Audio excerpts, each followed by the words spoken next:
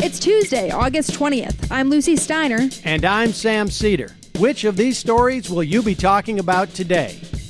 Twitter and Facebook suspend social media accounts linked to a Chinese disinformation campaign targeting the Hong Kong protests. Meanwhile, the White House is kicking around the idea of a payroll tax cut to avoid a recession before the 2020 election.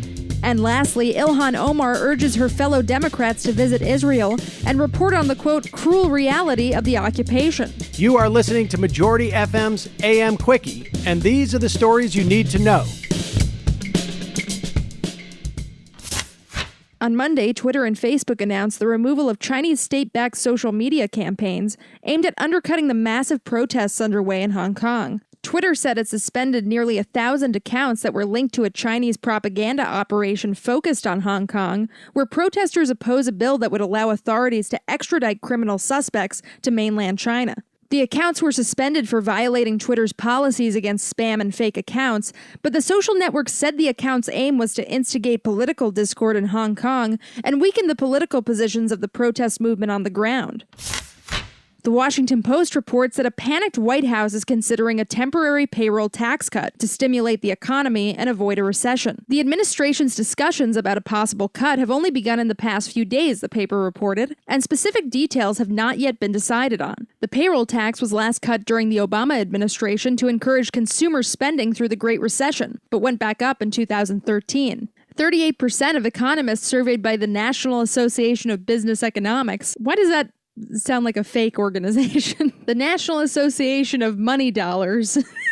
38% of economists surveyed by the National Association for Business Economics said they believe a slowing economy will tip into recession in 2020, while 34% predict that it will occur in 2021. That's up from 25% in a survey taken in February.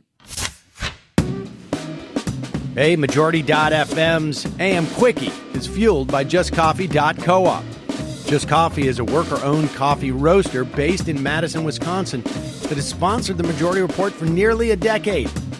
Check out their collection of fair trade roasts, including our own Majority Report blend, and regardless of what you order, receive 10% off of your order when you use the code MAJORITY at checkout. All shipping, of course, is free. That's coupon code MAJORITY at justcoffee.coop.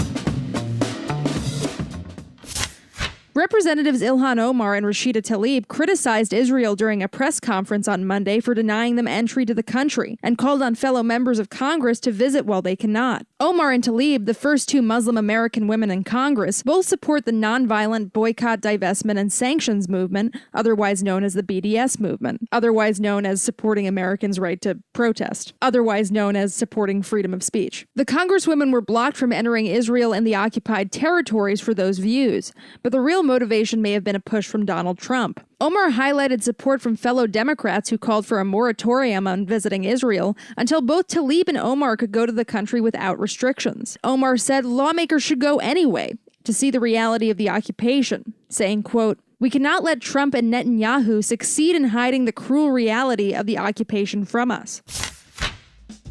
And now for what we're following today, some Quicker Quickies. Quicker Quickie. A group of students at Pacifica High School in Garden Grove, California gave a Nazi salute and sang a Nazi song during an award ceremony last year, according to a video reviewed by the Daily Beast. It's the second such incident in the region in the last year. Politico reports that Planned Parenthood has pulled out of the Title X federal family planning program rather than comply with a new Trump administration rule barring federally funded clinics from referring patients to abortion providers. From the AP, U.S. Attorney General Bill Barr on Monday shook up the leadership of the Federal Bureau of Prisons, removing its acting chief following the suicide of financier Jeffrey Epstein in a New York City jail. And finally, from YouCan'tMakeThisStuffUp.com, a Bernie Sanders softball game sparked a last-minute controversy after Bernie sent an email to supporters promoting the game between his campaign staff and members of the press corps. CNN and ABC News have since pulled out of the event, not wanting to be associated with the, quote, campaign fundraising effort. Quicker Quickie. That's it, folks. Thanks for listening to Majority.fm's AM Quickie. Sam? Hey, thank you, Lucie. Don't forget to check out the Majority Report today at noon for our live show or later, wherever your podcasts are found.